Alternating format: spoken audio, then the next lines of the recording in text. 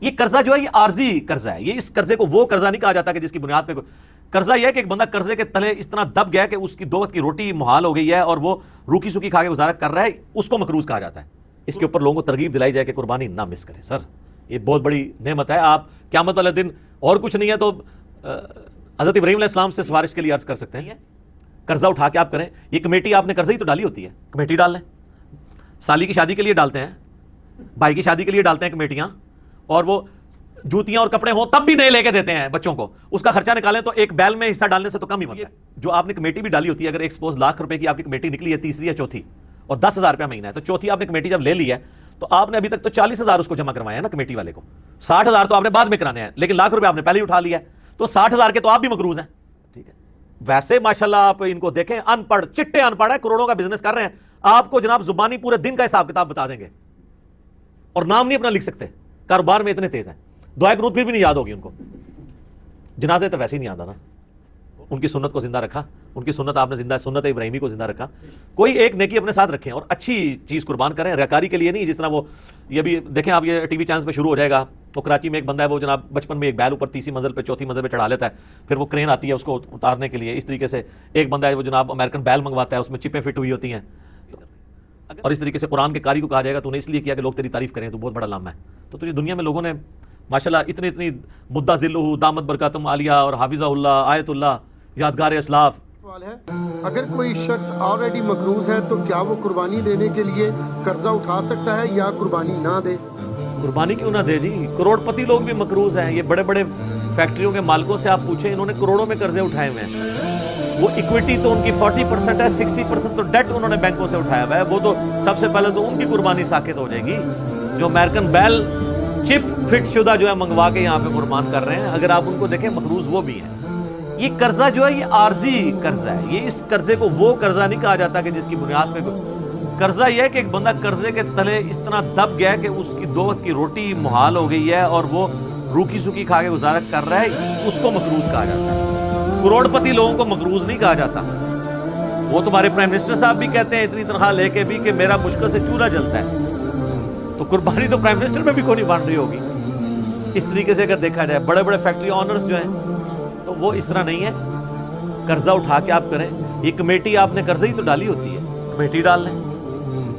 سالی کی شادی کے لیے ڈالتے ہیں, بھائی کی شادی کے لیے ڈالتے ہیں کمیٹیاں, اور وہ جوتیاں اور کپڑے ہوں تب بھی نئے لے کے دیتے ہیں بچوں کو.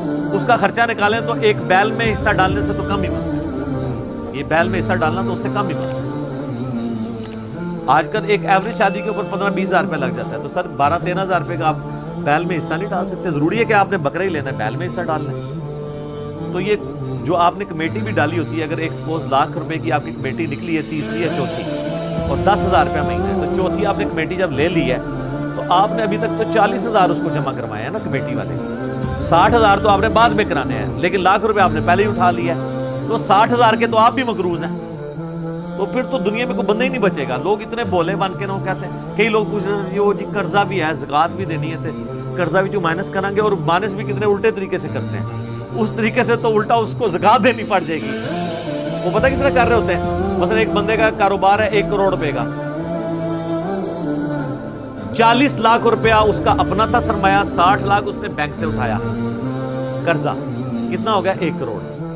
اب وہ جب حساب کرنے لگتا ہے نا سال بعد, وہ کہتا ہے جی میں نے 1 کروڑ روپیہ کاروبار میں لگایا ہوا ہے, تو 1 کروڑ کی زکات جو ہے وہ کیسے نکالی. وہ پھر کہتا ہے کہ دیکھیں جی میرا تو اپنا تھا 40, 60 میں نے بینک سے اٹھایا, تو 60 میں سے 40 نکل گئے, تو 20 لاکھ کا تو میں ابھی بھی مقروض ہوں. تو میں تو مقروض ہوں, میں کیوں زکات دوں گا.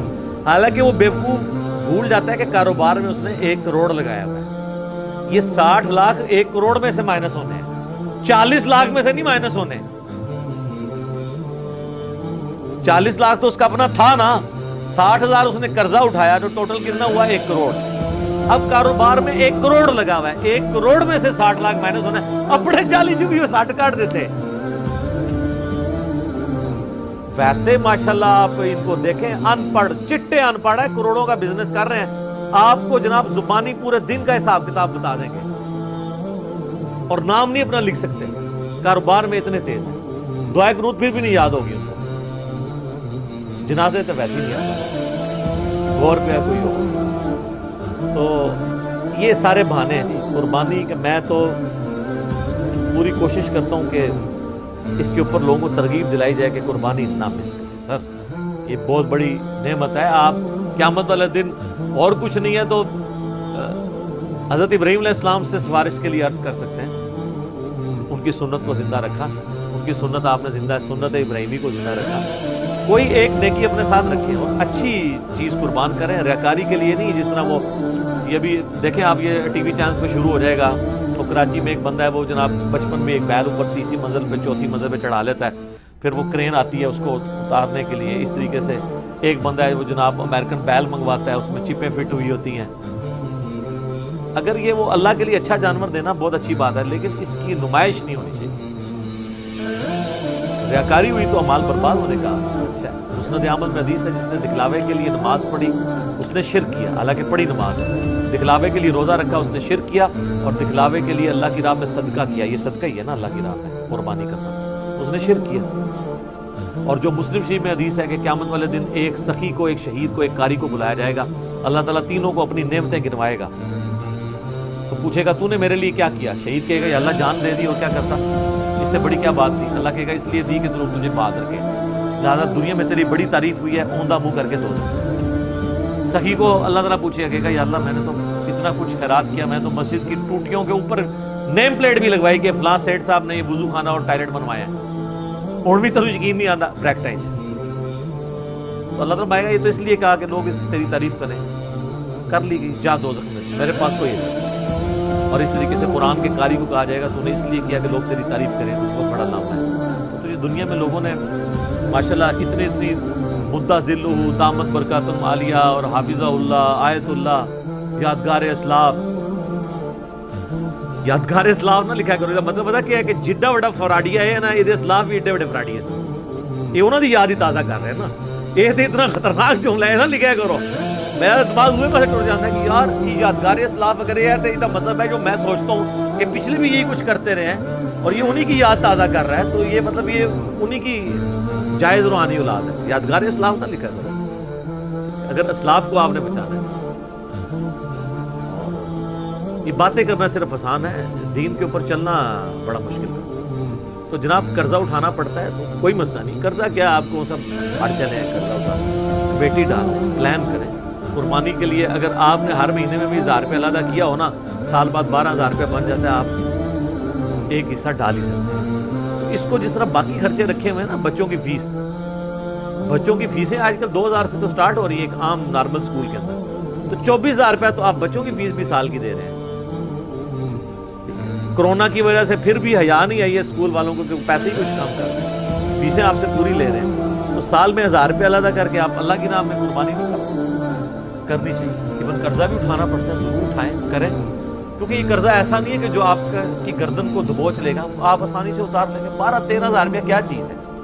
اب اس چکر میں نہ پڑ جائے کہ میں نے جا کے 50,000 روپے دی کوئی بیتل بکری جا کے لینی ہے, وہ تو ظاہر ہے اتنا بڑا آدمی نہ ڈالیں آپ. ٹھیک ہے نارمل قربانی کر لیں جو آپ گھر میں. اچھا بات ہو گھر میں موٹا گوشت کھانے کو عیب اور گالی سمجھتے ہیں, اور جب قربانی کا موقع آتا ہے تو وہ بڑے گوشت میں حصہ ڈال دیتے ہیں پیسے بچانے کے. چاہیے یہ کہ پھر جو اگر آپ چھوٹے گوشت کو پریفرلی گھر میں کھاتے ہیں, صرف چھوٹا گوشت جو کھا رہے ہیں میں ان کی بات کر رہا ہوں, جو مکس کر کے کھا رہے ہیں ان کی بات کر رہا ہوں, تو آپ کو پھر قربانی بھی چھوٹے گوشت کی ہی دینی ہے. لن تنالوا البر حتى تنفقوا مما تحبون. تم کبھی بھی نیکی کے اعلیٰ درجے کو نہیں پا سکتے جب تک کہ پسندیدہ چیزیں اللہ کی راہ میں. ویسے موٹے گوشت سے آپ گن کھائیں اور کہ ساڑھے کا آٹھ پکتا ہی چھوٹا ہے. جو قربانی دی واری آئے تھے وہ جناب موٹے گوشت کا حصہ 13,000 روپے کا بن رہا ہے اور بکرا جو ہے وہ آ رہا ہے 30,000 روپے کا. ادھر جناب تمہیں یاد آ جائے کہ وہ جی ابراہیم علیہ السلام جڑے نا وہ بھی بنایا بچڑا لائے سن فرشتیاں واسطے, تے موٹا گوشت تے سنت ابراہیمی ہے. سر بڑا گوشت سنت ابراہیمی ہے اور چھوٹا گوشت سنت محمدیہ ہے صلی اللہ علیہ وسلم. بخاری مسلم میں حدیث شفاعت جو ہے وہ سٹارٹ ہی اس سے ہوتی ہے کہ نبی علیہ السلام کے سامنے دستی کا بکری کا گوشت رکھا تھا, آپ وہ ساتھ ساتھ کھا رہے تھے, اور آپ نے شفاعت والی حدیث بیان کی کہ قیامت والے دن سب کے سب لوگ پہلے حضرت آدم کے پاس جائیں گے. وہ حدیث کا آغاز ہی بخاری مسلم کا اس سے ہوتا ہے, اور اس سے یہ بھی ثابت ہوا کہ کھانا کھاتے ہوئے گفتگو کرنا سنت ہے. لیکن یہ اس میں احتیاط بھی ہے. بعض لوگ بہت بڑے بڑے نوالے لیتے ہیں, ساتھ گفتگو کرتے ہیں, بعض کا سانس کی نالی میں چلا جائے نا تو لگ پتہ جاتا ہے. یہ جو منع کرتے ہیں نا لوگ کھانا کھاتے ہوئے بولنا نہیں چاہیے, یہ کوئی شرعی مسئلہ نہیں ہے, بلکہ اس لیے کہا جاتا ہے کہ کھانا کھاتے ہوئے بعض اوقات وہ سانس کی نالی میں چلا جاتا ہے. اور آپ کو پتہ ہے یہ جینون بیماری بھی ہے بعض لوگوں کو. میں کئی ایسے لوگوں کو جانتا ہوں جن کو معدے کا ایشو ہے نا, ان کو ڈاکٹرز نے باقاعدہ کہا ہوا ہے کہ آپ نے کھانا کھاتے وقت نا صرف کھانا کھانا ہے, نہ باتیں کرنی ہے, نہ ٹی وی دیکھنا ہے, اور آپ نے اپنے ذہن میں حاضر کرنا ہے کہ آپ کھانا کھا رہے ہیں, کیونکہ دماغ کے سگنل پھر وہ ایسے چلیں گے کہ آپ کا خوراک کی نالی میں نہیں جائے گا. یہ جینون پرابلم ہے.